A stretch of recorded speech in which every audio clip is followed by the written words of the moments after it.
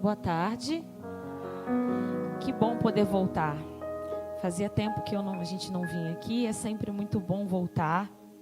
Eu me sinto muito bem aqui. Vocês são uma igreja muito especial, muito receptiva.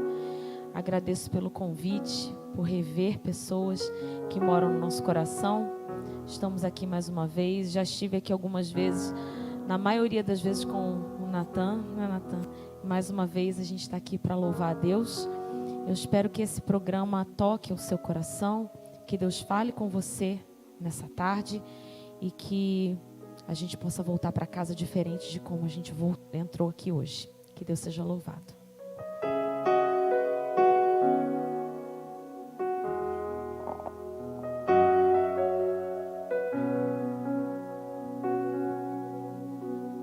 Tudo que eu criei foi para você. O vento que eu soprei fez você viver. E um dia contemplando o que eu construí, eu planejei fazer você feliz. Mesmo assim, o que aconteceu? Você não me conhece ou se esqueceu? E agora então lhe vejo tão longe de mim. Eu quero ver você viver feliz. Eu não mudei, ainda sou o mesmo. Meus braços ainda estão abertos, minhas mãos estão feridas. Eu não mudei, ainda sou o mesmo, tão cheio de amor. Volte pra mim, porque eu não mudei.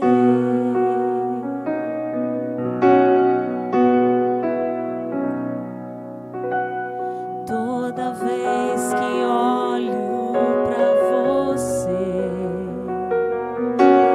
percebo a obra-prima que eu criei e vejo cada traço que um dia desenhei. Eu quero ver você viver feliz. Eu não mudei, ainda sou o mesmo.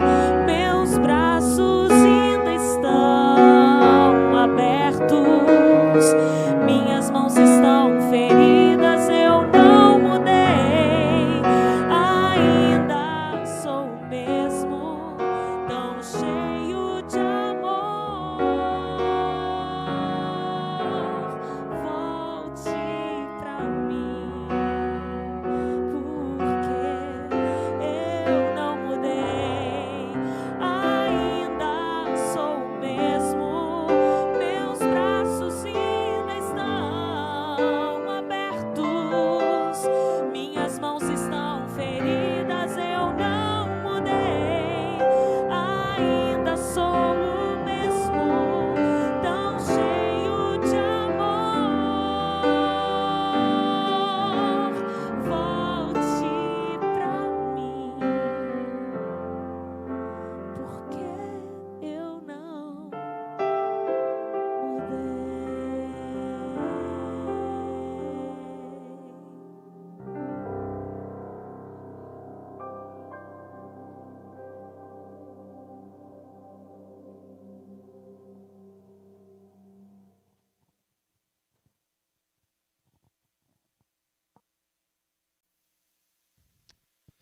Obrigado, Débora. Obrigado, Natan. Não tinha melhor maneira de começar a mensagem dessa tarde do que primeiro louvarmos de forma congregacional, falando de uma mansão que todos nós queremos habitar e lembrarmos que o nosso Deus não muda. Nosso Deus não muda. Desde que o pecado entrou no mundo, o negócio de Deus é salvar. É salvar. E Ele não muda. Hoje Ele continua salvando. Deus seja louvado. Muito obrigado. Muito obrigado, Débora. Muito obrigado, Natan.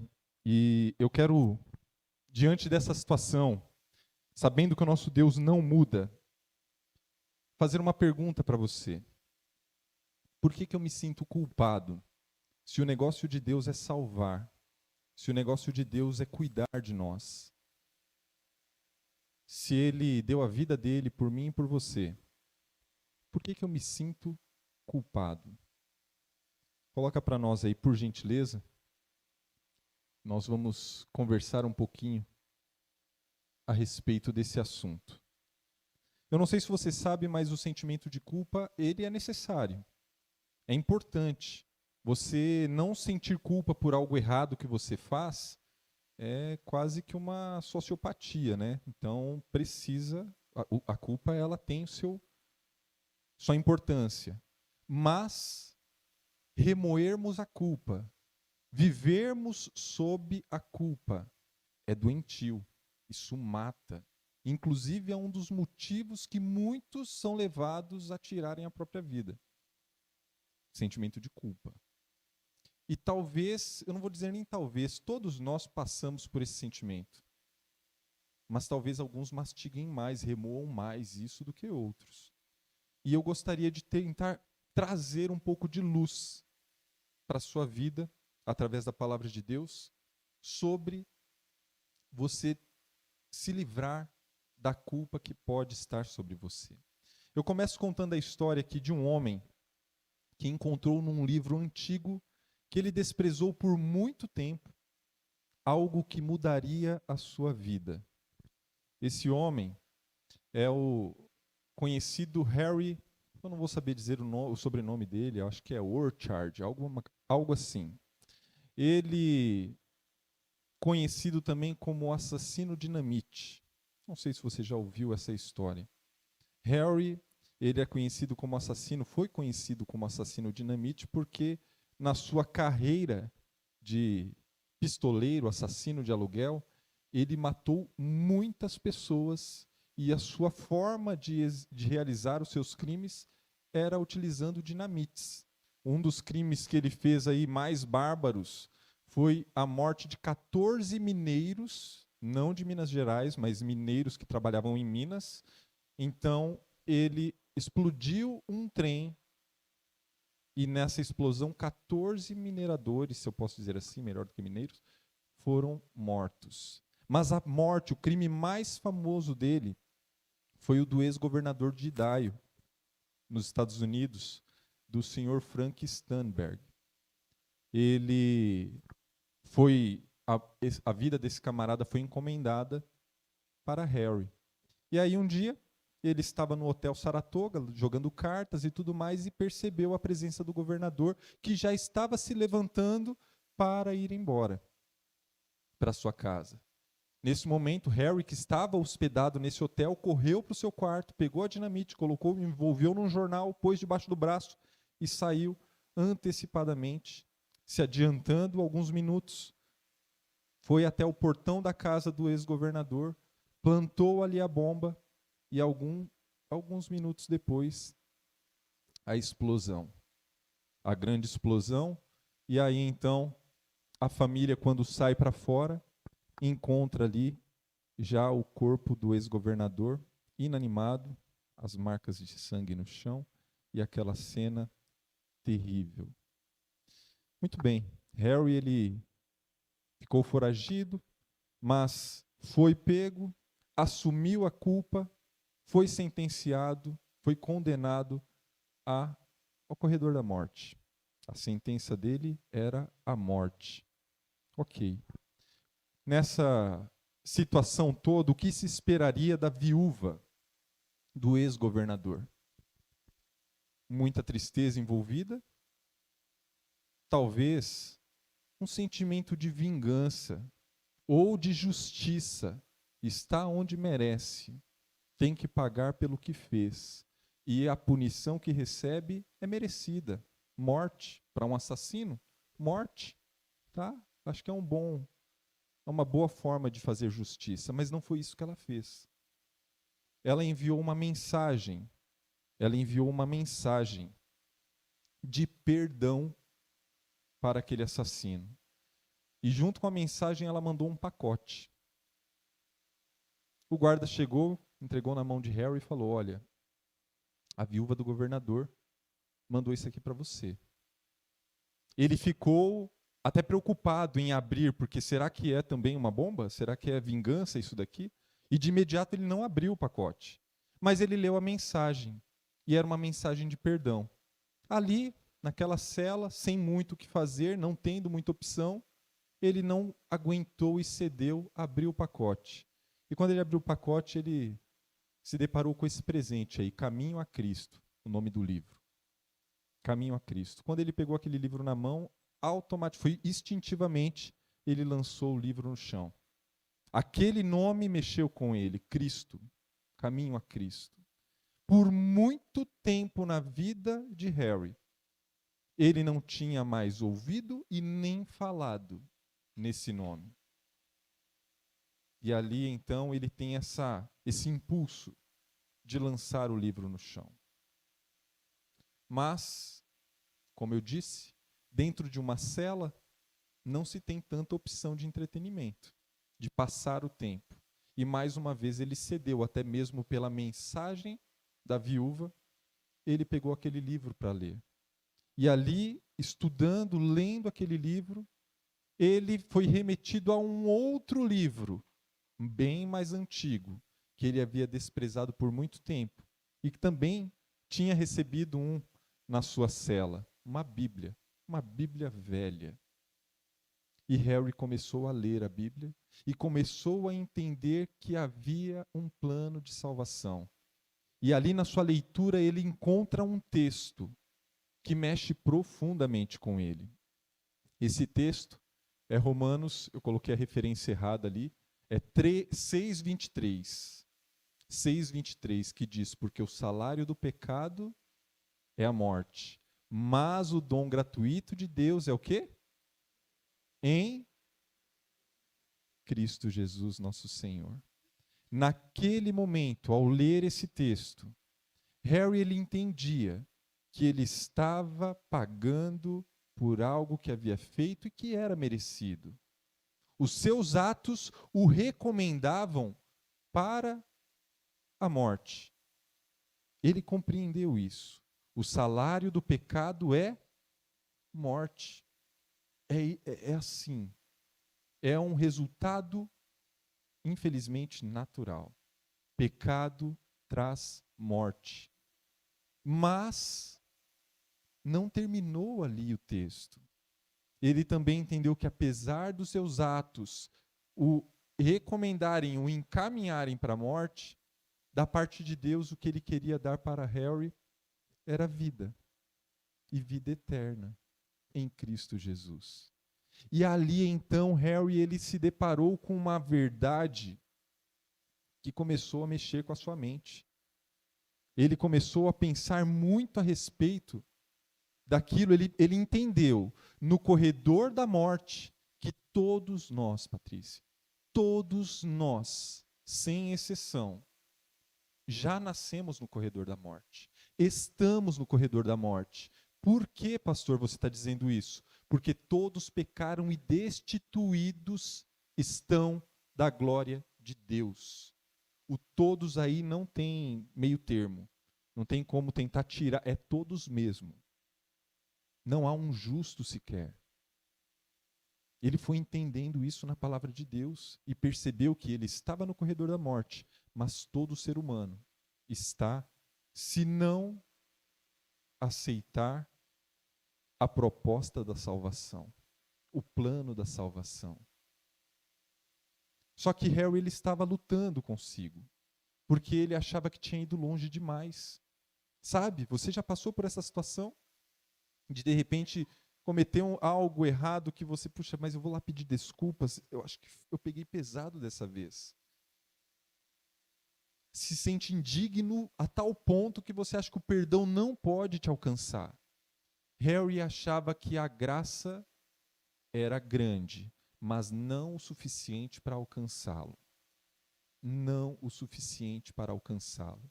E isso estava o corroendo dia e noite naquela cela. Pensando, e agora? E ele chegou ao ponto de pensar em desistir. Ele chegou ao ponto de pensar em não prosseguir. Até mesmo de antecipar a sua sorte.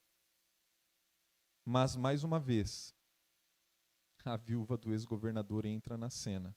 E dessa vez ela não simplesmente manda uma mensagem.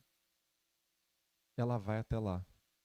Ela vai visitar aquele assassino, o assassino do seu marido. Ela vai visitá-lo na cela. E ali ela fala, verbaliza pessoalmente que o perdoava e faz um convite para ele. Aceita a graça. Se entregue a Cristo.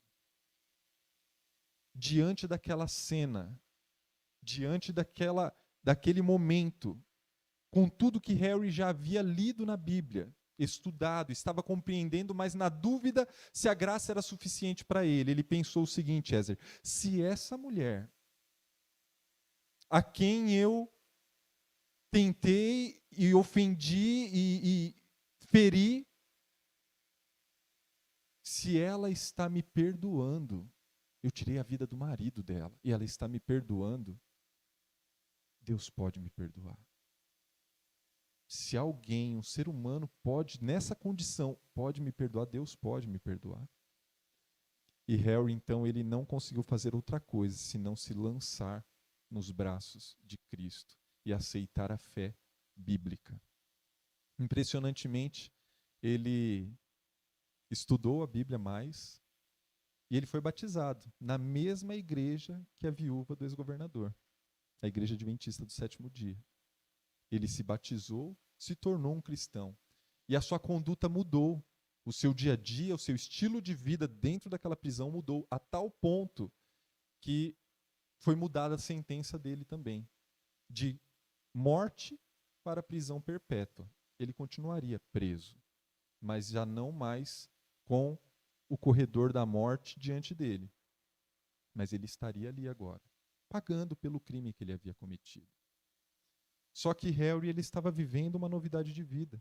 E ele passou a evangelizar dentro daquela cela. Ele passou a falar do amor e da graça de Cristo que o alcançou. Alguns não aceitavam a visita de um capelão, mas pediam para que Harry orasse por eles. E ele passou a ser um missionário dentro daquela prisão. A fala de Harry, uma delas, após a sua conversão, foi: barras de ferro e muros da prisão têm mantido meu corpo cativo, mas a minha alma está liberta há muito tempo. Você entende isso? O que é no meio de uma tormenta, até mesmo na prisão, você se sentir uma pessoa livre, uma pessoa em paz, porque Cristo está com você. Cristo em nenhum momento ele nos promete na sua palavra conforto, aqui, terreno, mas ele nos promete paz. Ele nos promete paz. Ele nos promete vida, vida eterna. Muito bem. Todos nós pecamos, não há nenhuma dúvida disso. Alguém tem alguma dúvida disso? Aí de repente você pode falar: pastor, desculpa, se fala por você. Você tem até cara de pecador mesmo, mas eu não sou. Gente, já falei, acho que já comentei isso com vocês aqui, a gente peca até dormindo. A gente peca em pensamento, a gente peca dormindo, sonhando coisa imprópria. Quem as mulheres aqui nunca pensou em matar o marido? Não, né? Não, longe disso. Que isso, jamais. Por favor. É bom que vocês expulsam esse pensamento logo, é isso aí. Ó, a Silvia fez até coraçãozinho para o Vanderlei. Muito bom. Mas o fato é, o pecado está em nós. O pecado está em nós. E é importante nós entendermos isso, assim como é importante quando você tem alguém doente na sua família e você fala: você precisa procurar um médico. Você já lidou com alguém assim? que não aceitava a doença. Não estou doente. E a pessoa não procura ajuda. E se não procura ajuda para tratar o mal piora. O inimigo ele tem vencido, ele é derrotado. Ficando claro aqui, tá? O inimigo é um inimigo derrotado, mas ele tem vencido na vida de muitas pessoas por elas não levarem ele a sério. Se você não considera, você não levanta a defesa contra ele. Você não luta para estar preparado e não cair nas tentações, nas ciladas dele. E ele faz ciranda. Nós precisamos estar atentos porque o pecado é real e é um mal devastador. Mas as vossas iniquidades fazem separação entre vós e o vosso Deus, e os vossos pecados encobrem o seu rosto de vós, para que não vos ouça. O que o pecado faz entre o pecador e Deus? Só para a gente tentar entender um pouquinho da gravidade. De acordo com esse texto, o que o pecado faz entre o pecador e Deus? Vou ler de novo. As vossas iniquidades fazem separação entre vós e o vosso Deus, entre você e o seu Deus. O que o pecado faz entre nós e Deus? Separa, causa separação. Deus, ele é, em suma, ele é vida. Se você se separa da vida, o que resta? Tira a vida, o que tem? Tem nada, é morte. Não sobra nada. Você entende como o mal, como o pecado é mau e devastador? Ele nos separa de Deus, que é vida. Nós precisamos estar atentos a isso. Olha só, quando Adão e Eva pecaram, o pecado não ficou restrito só a eles, passou para a humanidade. Todos nós sabemos qual é o ciclo natural da vida. Nascemos, vamos aprendendo, crescendo, desenvolvendo, envelhecemos, e se Cristo não voltar, qual é a certeza que você tem? Tem jeito, gente. É a morte. Não adianta tentar apelar para aqueles sistema de criogenia, que isso daí, eu digo que você precisa ter mais fé para acreditar nisso aí, de congelar o seu corpo para no futuro tentar trazer vida de novo, do que continua acreditando na volta de Jesus, você está acreditando no que é certo. É um ciclo natural. Infelizmente, a morte, apesar de ser algo estranho em nosso meio, por conta do pecado, se tornou um resultado natural de todo ser humano. Porque o salário do pecado é a morte, mas o dom gratuito de Deus é a vida eterna por Cristo Jesus, nosso Senhor. Romanos 6:23. Esse foi o texto que fez a diferença na vida de Harry e deve fazer a diferença na minha e na sua vida. A salvação. Ali é dito que é um dom gratuito. Dom é presente, Renan. Dom é presente. Gratuito. Ou seja, é algo que você ganha e que você ganha, você não paga. Não é dado também com interesse. Estou te dando isso aqui porque eu espero que você me dê algo em troca. Certo? Só que no caso da salvação é algo que nós também não podemos pagar. Nós não podemos pagar.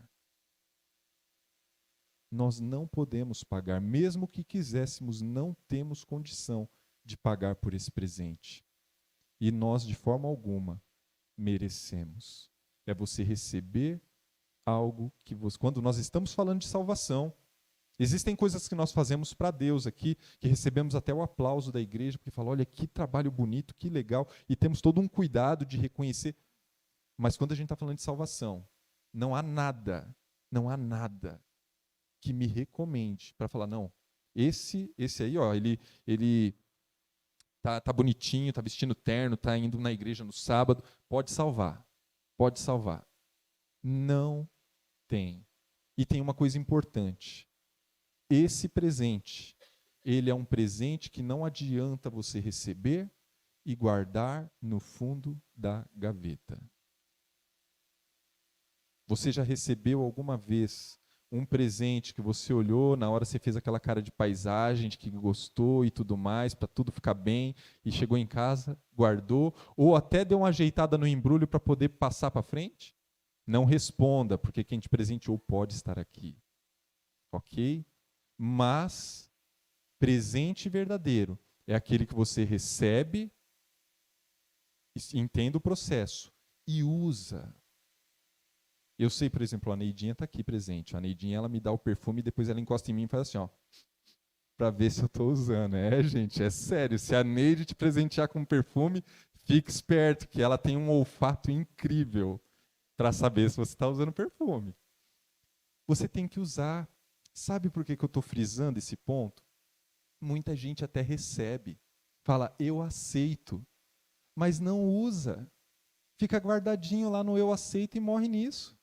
A salvação é diária, tem que ser a sua vida, tem que se tornar o seu estilo de vida. Você tem que viver a vida de um salvo. Pastor, eu não gosto dessa ideia triunfalista de que você já fica... não dá para ter certeza. Tem que ter certeza. O sangue de Cristo tem poder para te salvar. Ele derramou esse sangue, você precisa aceitar. Você aceitou, você está salvo. Agora o que você precisa é ser coerente. Aceitou o presente, use o presente. Deixa Cristo ser a sua vida. E aí não é para ter dúvida. Você vai viver algumas lutas? Vai, eu sei que vai. Não estou pintando um quadro aqui, uma utopia, mas Ele vai te dar poder, forças, vai trabalhar na sua consciência para você vencer cada dia. Amém por isso. Amém por isso.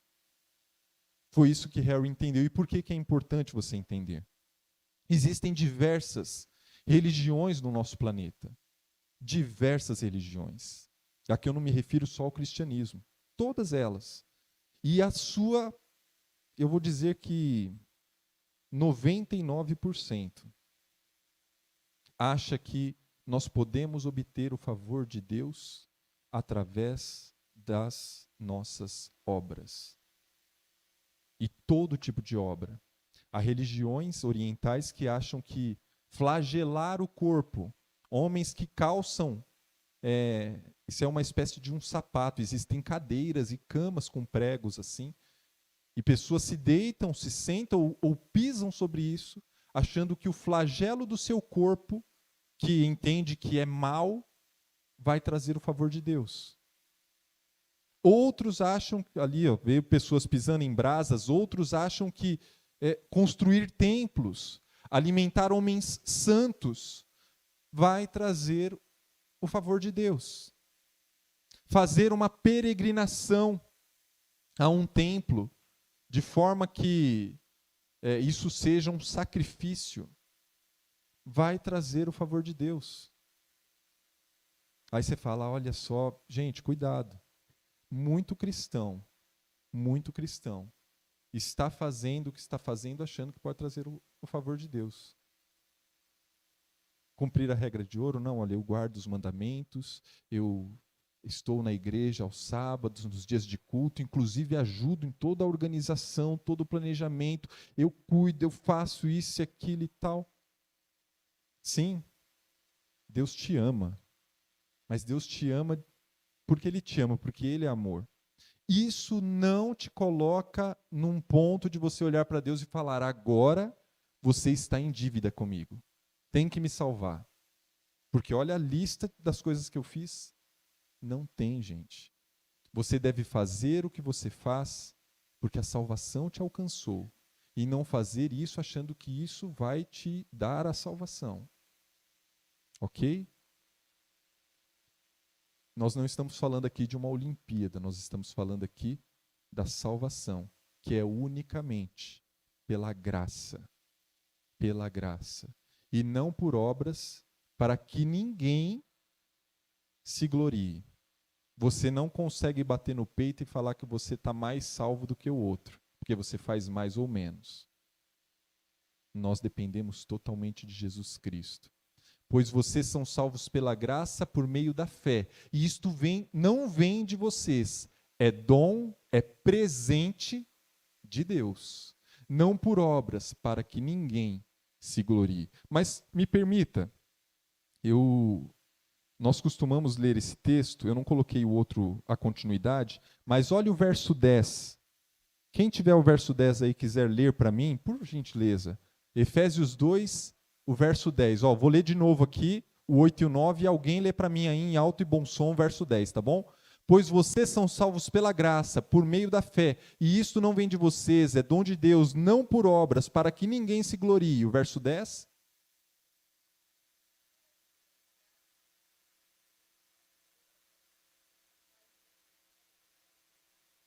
Olha que legal. Edinho, você não é salvo pelas obras, você é salvo pela graça. Mas o propósito de Deus na sua vida é que você pratique boas obras. Ele te planejou assim. Percebe? Somos feitura dele, somos imagem e semelhança dele. Não tem como, só porque eu estou dizendo que você não é salvo pelas obras, você viver uma vida de devassidão, viver uma vida fazendo coisas erradas. Cristo nos salva com a sua graça, mas Ele espera de nós boas obras. E é assim que o mundo vai conhecê-lo aqui através de mim e de você. Muito bem. Você de repente pensando aí, esse Deus tão grandioso, o Deus Criador, Fernanda, Ele é enorme. Vocês já ouviram o termo transcendente, né? O espaço, ele transcende o tempo. Como ele pode se importar comigo? Quantos aqui, hoje está bem mais fácil, né, da gente acompanhar esses estudos da astronomia, do espaço.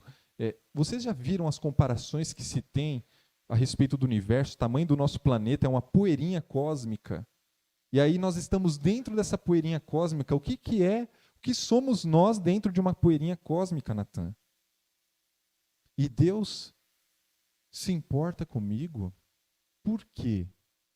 Eu já disse para vocês. Porque Deus é amor. Deus é amor. Uma forma boa de expressar isso, pensa o seguinte: um casal acabou de ter seu filhinho, e quem aqui já passou por essa experiência, é uma experiência maravilhosa. Quando a criança nasce, você olha para ela ali, é tudo muito bom, tudo muito bom. Eu lembro quando a Luizinha nasceu, é demais, é demais. É muita, como a mulherada fala, muita cuticutice, né? Num negocinho, um pedacinho de carne. Ô, irmã Ruth, é bênção demais. Eu ficava babando na frente do vidro lá, ela num negocinho que deixava ela aquecidinha, e eu olhando o tempo todo, porque não podia trocar, né? Não, essa daqui é a minha. Eu andava para lá, eu andava junto, eu ficava aqui marcando território. Aí eu lembro, Nerilda, que no terceiro dia nós recebemos alta e fomos para casa. Aí colocamos a Luizinha no bercinho. Aí, minha irmã, ela largou a chorar. Eu não gravei o choro dela, não. Isso daí eu peguei na internet, tá bom? Largou a chorar, Arlete. E olhava assim, olhava para a Naya, que estava operada lá, tal. E, meu Deus, e agora? Quem vai cuidar dessa menina aqui? Quem vai cuidar? Não tem enfermeira aqui em casa. Cadê aquele monte de gente no apoio? Só tá nós dois agora. Como é que vai sobreviver? E passa, você imagina agora o casal. Passa pro colo do outro e tal, e a criança não para de chorar. Parou aqui porque o Vanderlei baixou o áudio lá, mas não para de chorar. Ela ia estar chorando até agora. Não para. A gente passava... foi assim contigo, Breno? Chorou não? O teu filhinho foi pouquinho? Ó, que bom, hein? Bênção. A Luizinha chorava bastante. E qual normalmente é o problema? Gente, estava se alimentando. Não, mas estava se alimentando. Estava trocadinha.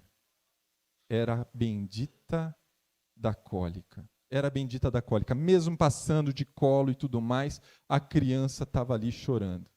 Por que eu estou citando esse exemplo? É o que nós vivemos. É o que nós vivemos.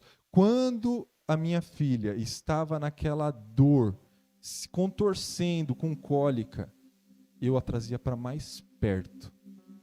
Eu a trazia, aconchegava mais em meu colo.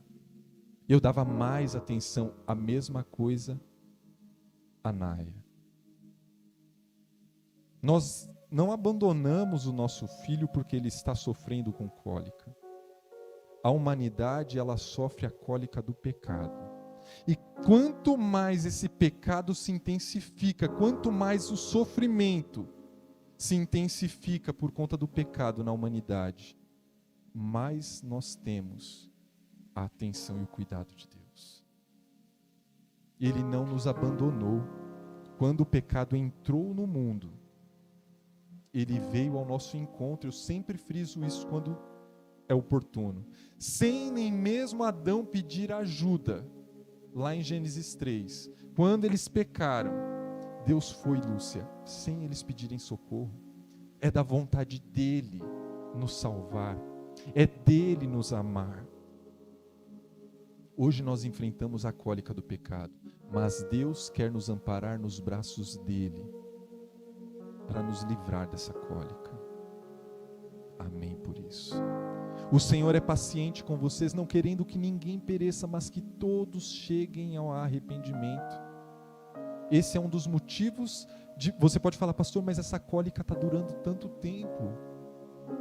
Ele quer salvar mais. Ele quer salvar mais. Ele quer que você esteja salvo. Ele quer que você se envolva nesse plano salvífico, falando para alguém do amor de Cristo.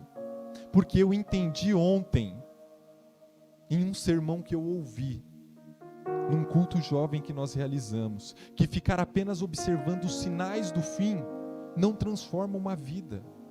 O que transforma uma vida é você se alimentar da palavra de Deus e viver a palavra de Deus. Isso transforma a vida. E Ele quer alcançar isso na sua vida também.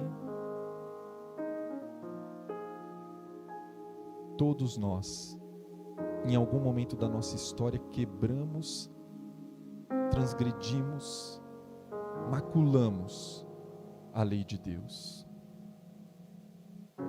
Quebramos a aliança com Ele. E olha só o que esse texto vai nos dizer de Êxodo 34, 6 e 7. Deus é compassivo, Ele tem compaixão, Ele é misericordioso, paciente, cheio de amor e de fidelidade. Olha quanto atributo benéfico. Compassivo, misericordioso, paciente, cheio de amor e de fidelidade, que mantém o seu amor a milhares e perdoa a maldade, a rebelião e o pecado. Mas olha o fechamento. Contudo, apesar dele ser bondoso, totalmente amor, ele não deixa de punir o culpado. Boa tarde, igreja. O pastor já explicou esse momento, é um momento muito bom, muito gostoso, que a gente vai fazer com a Fernanda, mas para nós aproveitarmos e renovarmos os nossos votos, né? Junto ao nosso Criador. Eu vou convidar a Fernanda, então, é óbvio, né? Para vir até aqui. Vou convidar o Jader e também o Ezer, que acompanha aqui nesse momento, que foram os instrutores que acompanharam ela nessa caminhada, para estarem aqui pertinho dela. Ô Jader, por favor, pega aí um microfone para a Fernanda, que a gente quer ouvir algumas respostas dela aqui. Ô Natan, pode continuar, estava tão bonito aqui. Estava tão bonito, não estava, gente? Deixa eu aproveitar aqui, ó. Pronto, ajustamos aí. Enquanto a gente ajusta, se você quiser acompanhar o trabalho da Débora e do Natan, depois a gente dá na tela aí também pro pessoal, ó. No Instagram você encontra lá, @Débora Almeida Oficial, é isso, né? Débora Almeida é um A só, tá bom? Fica assim, Débora Almeida. E Fagundes 7 Natan. É o Instagram do Natan, para a gente seguir e acompanhar o trabalho deles, que é muito legal. Vocês vão ver que eles levam louvor aí, levam a palavra de Deus através do louvor para muitos lugares, e especialmente aqui para a nossa igreja também, sempre que possível, né? Estão aqui abençoando a gente com louvor. São perguntas muito bonitas também, que a igreja gosta muito de ver as pessoas responderem aqui, Fernanda. Tá ligado aqui o dela? Tá? Nós vamos fazer o voto completo. A igreja, às vezes, a gente é acostumado com aquele voto resumido, né? Se tivesse um montão de gente hoje, a gente seria um pouco mais rápido, mas hoje a festa é especial para Fernanda. Então a gente vai poder responder junto com ela todo o nosso voto batismal que um dia nós fizemos. Aqueles que já passaram pelas águas. E aqueles que estão se preparando, estão curiosos, o que é esse momento, você vai entender agora. Fernanda, a primeira pergunta que a gente quer fazer para você é o seguinte: você acredita que só existe um Deus, que é o Deus Pai, Filho e Espírito Santo, e que eles são uma unidade de 3 pessoas eternas? Sim? Sim. Amém. Você aceita a morte de Jesus Cristo no Calvário como sacrifício expiatório pelos seus pecados, e você crê que pela graça de Deus, mediante a fé no sangue de Jesus que foi derramado por você, você é salva do pecado e da pena do pecado? Sim. Amém. Amém. Você aceita Jesus Cristo como seu Senhor e Salvador pessoal, e você crê que Deus, em Cristo, perdoou os seus pecados e lhe deu um novo coração, e assim você renuncia os pecaminosos caminhos do mundo? Sim. Amém. Amém. Você aceita pela fé a justiça de Cristo como seu intercessor no santuário celestial e aceita a sua promessa de graça transformadora e poder para levar uma vida amorável e centralizada em Cristo no seu lar e perante o mundo? Sim. Amém. Você crê que a Bíblia é inspirada a palavra de Deus e é a única regra de fé e prática para o cristão, e você promete dedicar tempo regular e diariamente à oração e ao estudo da Bíblia? Sim. Amém. Você aceita os 10 mandamentos como uma transcrição do caráter de Deus e uma revelação da sua vontade, e é o seu propósito, pelo poder da presença de Cristo no seu coração, guardar essa lei, inclusive o 4º mandamento, que requer uma observância do 7º dia da semana, como o sábado do Senhor e o memorial da criação? Sim. Você aguarda a breve volta de Jesus e a bendita esperança, quando o nosso corpo, que é mortal, vai se revestir de imortalidade, e enquanto se prepara para esse encontro com o Senhor, você vai testemunhar da sua amorável salvação, usando seus talentos, seu esforço pessoal, para conquistar outras almas, a fim de ajudar outros a estarem preparados para esse glorioso encontro com Jesus? Sim. Amém. Você aceita o ensino bíblico dos dons espirituais e você crê que o dom de profecia é um dos sinais identificadores da igreja remanescente? Sim. Amém. Você crê na organização da igreja e é o seu propósito adorar a Deus e ajudar a igreja com seu esforço pessoal e a sua influência? Sim. Amém. Você crê que o seu corpo é o templo do Espírito Santo e você vai honrar a Deus cuidando do seu corpo, evitando o uso daquilo que é prejudicial, se abstendo de alimentos impuros e do uso e da fabricação de bebidas alcoólicas, do uso da fabricação ou venda do fumo em qualquer das suas formas para o consumo humano e do abuso e do tráfico de narcóticos ou de outras drogas? Sim. Amém. Você conhece e compreende os princípios bíblicos fundamentais, conforme ensinados pela Igreja Adventista do 7º dia, e é o seu propósito, pela graça de Deus, cumprir sua vontade, ordenando a sua vida de acordo com esses princípios, sendo um fiel mordomo, apoiando a igreja através da sua missão, sua influência pessoal, dízimos e ofertas e uma vida de serviço? Sim. Amém. Você aceita o ensino do Novo Testamento no tocante ao batismo por imersão, e você deseja ser batizada dessa maneira, como manifestação pública da sua fé em Cristo e o perdão dos seus pecados? Sim. Amém. A última pergunta eu vou pedir que todos nós, que a gente se manifeste aqui junto com a Fernanda também, para a gente reafirmar também a nossa crença. Você aceita, Fernanda, e crê que a Igreja Adventista do 7º dia é a igreja remanescente da profecia bíblica e que pessoas de todas as nações raças e línguas são convidadas a fazer parte da sua comunhão e ser nelas aceitas, e você deseja ser membro dessa congregação local da Igreja Mundial? Sim. Amém, amém. Esses eram os votos, os compromissos que a Fernanda assumiu aqui diante de Deus e diante da igreja também, seus irmãos, a partir de agora, Fernanda. O voto da Fernanda está feito, agora conosco, dos membros dessa igreja aqui. Quantos aceitam que a Fernanda faça parte da igreja dessa família? Tá aí, Fernanda. O voto da igreja também, que Deus te abençoe. Nós vamos nos ajoelhar, vamos orar aqui na frente. Eu vou pedir que vocês fiquem em pé nesse momento, enquanto a gente faz essa oração, para nós pedimos as bênçãos de Deus sobre a decisão da Fernanda e também a renovação dos nossos votos aqui junto com Cristo. Vamos ajoelhar, nós que estamos aqui na frente.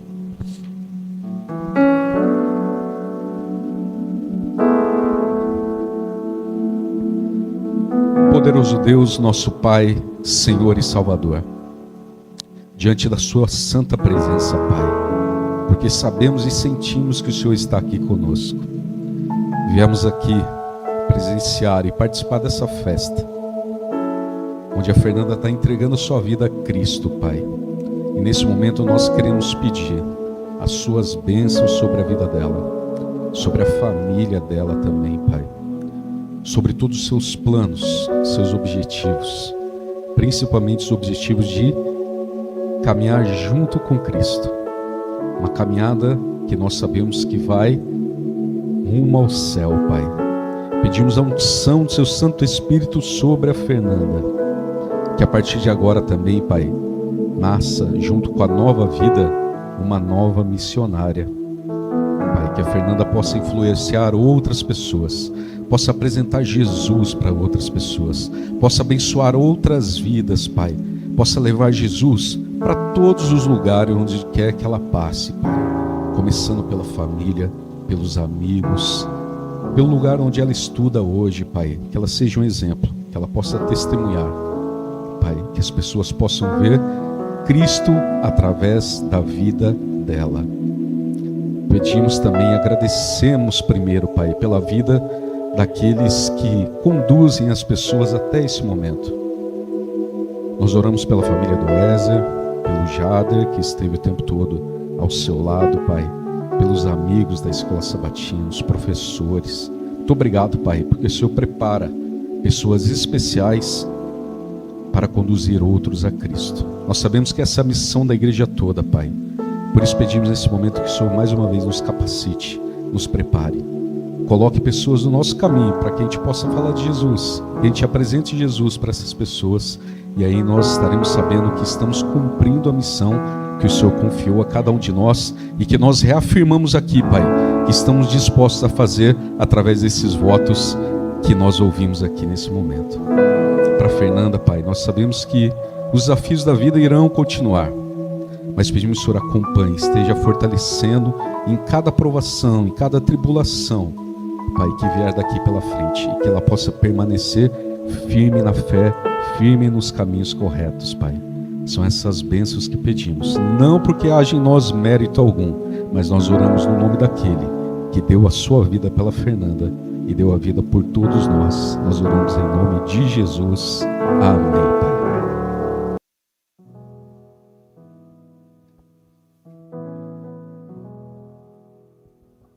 Olha, é muito bom ver a igreja do Boa, mas vê-la daqui de onde eu estou é melhor ainda. É melhor ainda. Fernanda, é um dia muito feliz para mim também, sabia? Você é o primeiro batismo que eu realizo aqui nesta igreja tão querida, tão amada.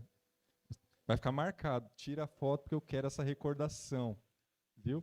Deixa eu explicar uma coisa para vocês. Eu visitei a Fernanda, estava eu e o Jader, e aí conversamos e ela deixou claro, minha decisão está tomada, pastor. Eu falei, então, vamos marcar o seu batismo. Quando você quer? Quanto antes, pastor? Eu quero voltar para Sorocaba, é Sorocaba, né? Eu quero voltar para Sorocaba batizada. Quero ter que marcar para depois vir, eu já quero batizar, estou aqui. E eu, então, tem esse final de semana, o que você acha? Ela, pronto. Tendo a água, vocês estando lá, vamos batizar, pastor. E aqui nós estamos. Essa semana você volta para Sorocaba? É, né? Mas vai voltar batizada. Em nome de Jesus. E vai ser uma grande bênção. Vai ser uma grande bênção. Esse daqui é o motivo da igreja, da vida da igreja. Aqui nós coroamos o porquê a igreja está ainda nessa terra. Para salvar. E Deus seja louvado, Fernanda, a sua vida é uma mensagem para essa igreja de que vale a pena continuar fazendo e cumprindo com o chamado de Cristo. Eu vou pedir que a irmã Ruth me ajude. Pode segurar aqui para mim, irmã Ruth?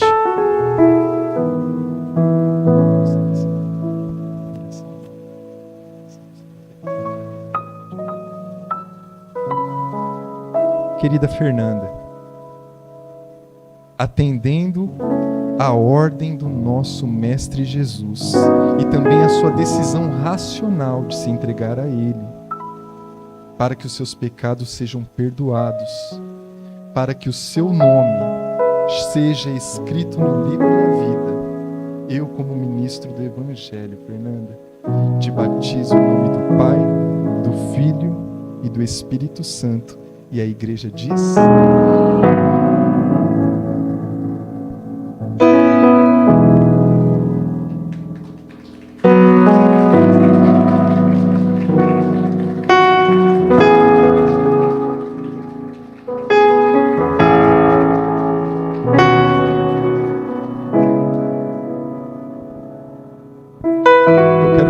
aqui a Lúcia, o Valdair, vem aqui pertinho, dá um abraço molhado na filhota.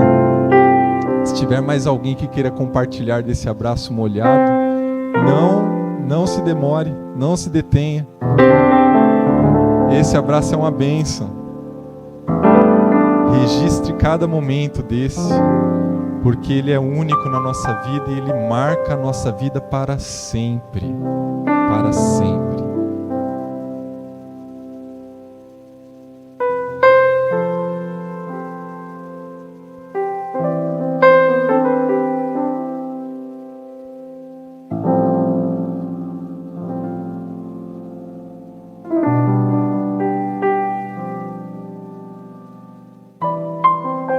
A decisão que a Fernanda tomou é a maior e melhor decisão que alguém pode tomar em vida. Decidir por Cristo Jesus.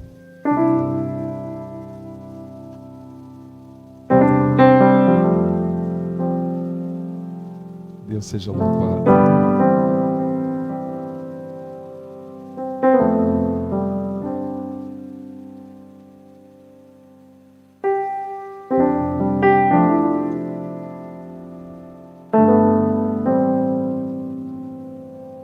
Lúcia e Valdair, essa casa é de vocês também, viu? Fiquem à vontade para voltar sempre. Amém, Lúcia. Amém, amém, amém. Deus seja louvado.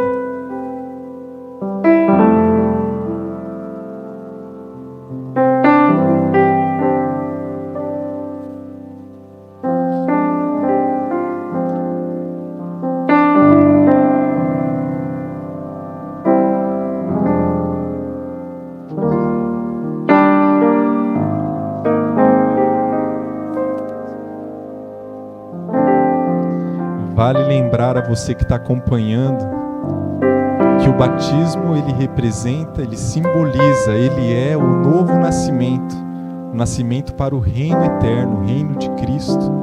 E ele é só o começo, ele é só o começo da jornada.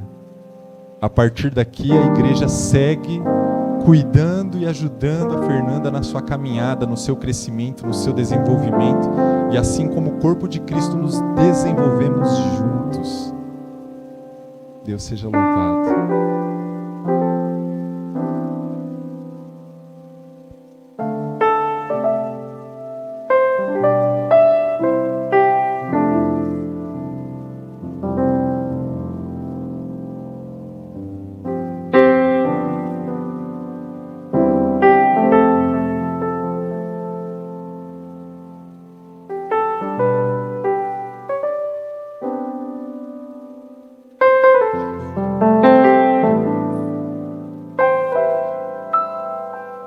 Outro ponto que vale citar aqui: os jovens dessa igreja são jovens preciosos e valorosos. E eu tenho certeza que a Fernanda vai ser já é muito bem amparada por esse grupo. É uma grande bênção.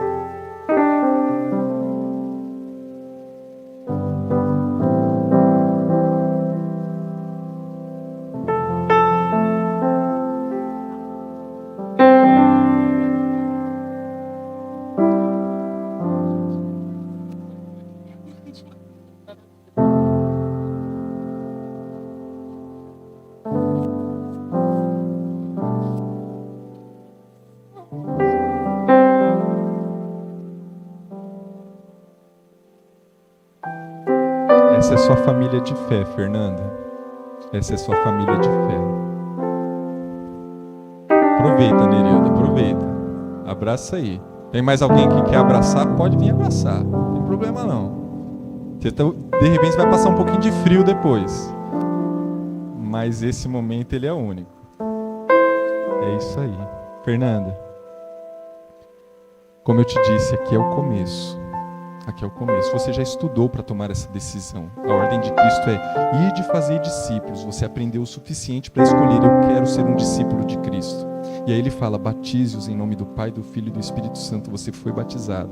E ele prossegue dizendo: ensine tudo que eu ensinei para vocês, ensine para eles. E agora a igreja tem esse compromisso de continuar te ensinando. E você ensinando a outros. E assim segue.